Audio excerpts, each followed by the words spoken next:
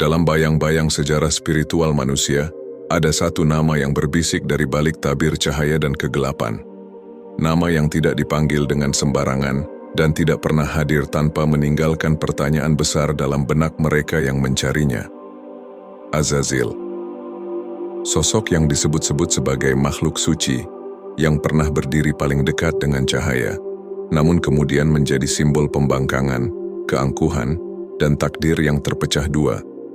Sebagian menyebutnya sebagai malaikat agung yang jatuh. Sebagian lain percaya ia bukan malaikat, melainkan makhluk berdarah cahaya yang diciptakan dari api murni sebelum kisah panjang tentang kejatuhan dimulai. Namun, apakah kisah Azazil hanya tentang penolakan dan kesombongan? Atau apakah ada bagian dari cerita ini yang selama berabad-abad tersembunyi di balik teks-teks kuno, hanya dipahami oleh mereka yang berani melihat lebih dalam? Dalam video ini, kita tidak sekadar membahas sosok yang dipersalahkan. Kita akan menelusuri misteri Azazil dari sudut pandang esoterik, spiritual, dan sejarah. Kita akan menyentuh bagaimana ia dipandang dalam tradisi Islam secara hormat, tanpa mengajak atau menghakimi, serta membuka sudut pandang metafisik yang jarang dibahas. Kita akan menyelami asal-usul nama Azazil dan maknanya yang tersembunyi, peran dan kedudukannya sebelum kejatuhan rahasia, ujian yang mengubah jalan takdirnya, pelajaran spiritual yang bisa kita ambil tentang ego, kesombongan, dan cahaya batin.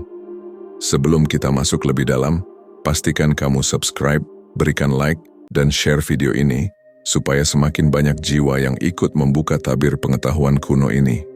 Dan tuliskan di komentar, saya siap membuka tabir Azazil, karena perjalanan kita baru dimulai, dan bukan semua orang siap mendengarnya. Cahaya yang jatuh tetaplah cahaya, namun siapa yang menanggung konsekuensinya?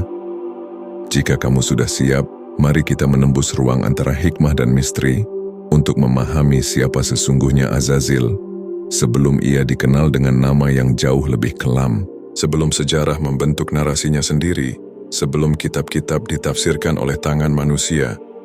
Nama Azazil sudah disebut dalam bisikan malaikat dan catatan para ahli hakikat.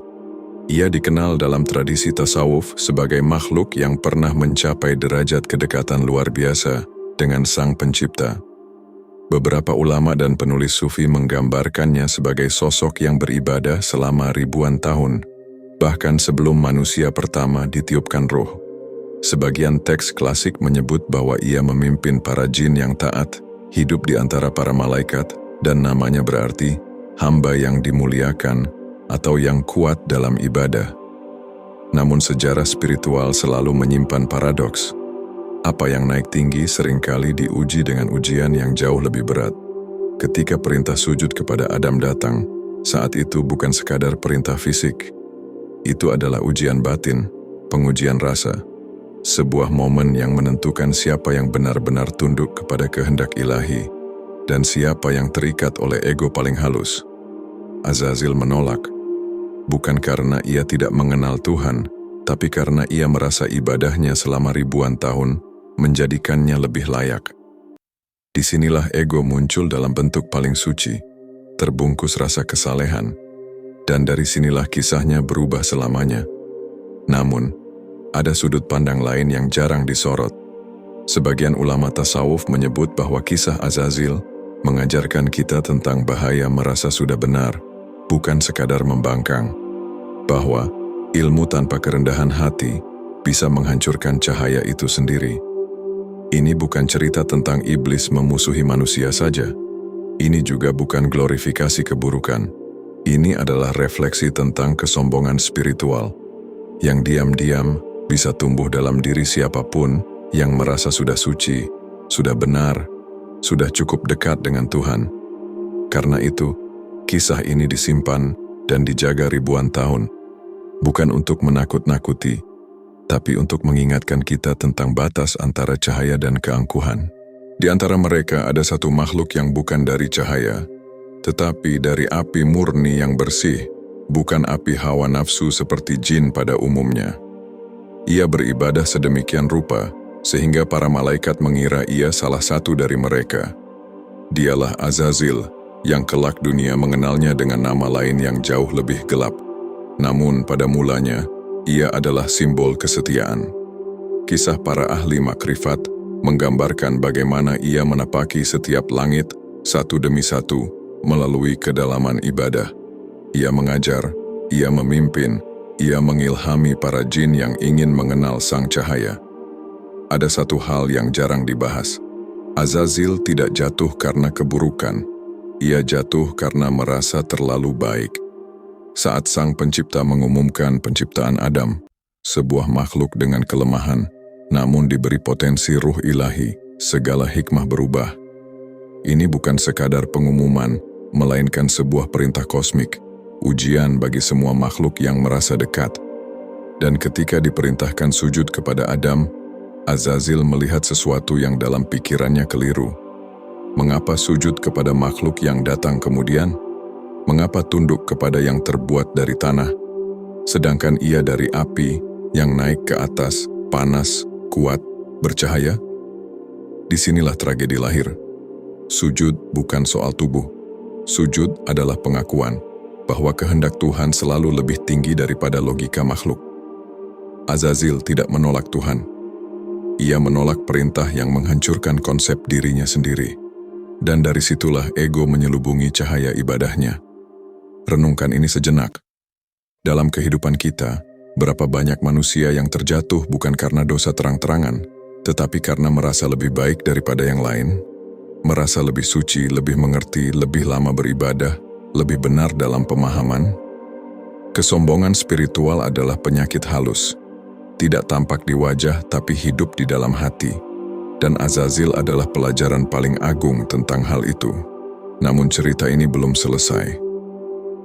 Ada sisi lain yang jarang diungkap tentang pegangan Azazil terhadap takdir dan bagaimana ia memahami ujian ini berbeda dari para malaikat. Karena kejatuhannya bukan sekadar kesalahan, ada lapisan hikmah yang banyak orang tidak pernah dengar. Di balik kisah yang sering kita dengar di permukaan, ada ruang sunyi dalam sejarah spiritual yang menyimpan sudut pandang berbeda. Bukan untuk membenarkan Azazil, tetapi untuk memahami kedalaman ujian yang dialaminya. Para sufi klasik pernah membahas bahwa saat ujian sujud kepada Adam datang, para malaikat tidak bertanya. Mereka tunduk karena mereka tidak memiliki ego. Mereka adalah manifestasi ketaatan murni. Azazil berbeda. Ia memiliki pilihan. Ia diberi kehendak, layaknya manusia. Dan kehendak bebas apabila dipadukan dengan merasa lebih tinggi dalam ibadah, dapat menjadi pedang bermata dua. Beberapa teks hikmah menuliskan bahwa saat perintah itu turun, dalam batin Azazil muncul dialog. Aku menyembahmu tanpa henti, aku tak pernah lalai. Mengapa engkau memerintahku tunduk kepada makhluk yang belum teruji? Itu bukan sekadar pembangkangan. Itu adalah ego yang menyamar sebagai loyalitas. Dan inilah tragedinya. Azazil ingin dianggap paling taat, namun justru gagal dalam ujian ketaatan tertinggi. Ada satu pemahaman mendalam yang jarang disentuh. Terkadang ujian terbesar bukan pada melawan kejahatan, melainkan menerima rahasia Tuhan yang tidak kita pahami. Mereka yang berjalan di jalan spiritual kadang terjebak bukan oleh dosa duniawi, tetapi oleh keyakinan bahwa mereka sudah cukup tinggi untuk menafsirkan kehendak ilahi. Azazil dalam sebagian tradisi mistik disebut pernah berkata, "Aku tidak sujud kepada selain engkau."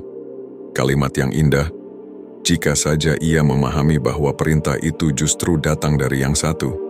Dari sini muncul dua pelajaran agung. 1. Kedekatan tanpa kerendahan hati bisa menyesatkan. Anda bisa rajin ibadah, belajar, bermeditasi, berzikir, tapi jika hati merasa lebih tinggi dari manusia lain, itu permulaan kejatuhan. 2. Pengetahuan spiritual bukan tentang siapa yang terlihat suci, tetapi siapa yang tetap kecil di hadapan kebenaran. Ada pula ulasan para arif yang lebih halus lagi, bahwa Azazil tidak hanya gagal dalam sujud, ia gagal dalam melihat potensi ruh manusia. Tanah yang hina, namun mengandung hikmah yang bahkan malaikat pun kagum padanya. Dan sampai hari ini kisah itu bukan sekadar cerita kosmos. Ia adalah cermin untuk setiap jiwa pencari. Di momen ini, renungkan, apakah ada bagian kecil dalam diri kita yang merasa lebih tinggi dari orang lain? Jika ya, maka perjalanan ini sedang berbicara langsung kepadamu. Pada akhirnya, kisah Azazil bukan sekadar kisah makhluk yang jatuh dari kemuliaan. Ini adalah pelajaran abadi tentang hakikat diri, kesadaran, dan ujian tersembunyi dalam perjalanan spiritual. Azazil tidak tumbang karena kurang ibadah. Ia tumbang karena rasa paling benar. Dan dari sinilah kita belajar, ibadah tanpa kerendahan hati adalah bangunan megah tanpa fondasi. Ia tampak kokoh, namun runtuh dalam satu guncangan kecil. Manusia diciptakan bukan karena kesempurnaannya, tetapi karena potensi tumbuhnya. Tanah itu sederhana, lemah, rendah, namun darinya tumbuh pohon, bunga, kehidupan. Begitu pula hati manusia. Jika kita merendah, kita tumbuh. Jika kita meninggi, kita rapuh. Mungkin inilah rahasia mengapa kisah ini disampaikan sepanjang zaman, agar manusia tidak terjebak dalam perangkap kesalehan semu. Sebelum kamu pergi, renungkan beberapa pertanyaan batin ini. Apakah aku pernah merasa lebih baik daripada orang lain? Apakah aku pernah menolak kebenaran hanya karena datang dari seseorang yang kuanggap rendah? Apakah aku mencari ridha Tuhan, atau sekadar memuaskan rasa suci pada diriku sendiri? Jika ada sedikit pun jawabannya ya, maka kita semua punya sesuatu untuk diperbaiki. Bukan untuk menghakimi diri, tetapi untuk kembali merendah, kembali belajar, dan kembali jujur kepada jiwa. Karena cahaya sejati bukan tentang posisi di hadapan makhluk lain, tetapi tentang sikap hati di hadapan Sang Pencipta.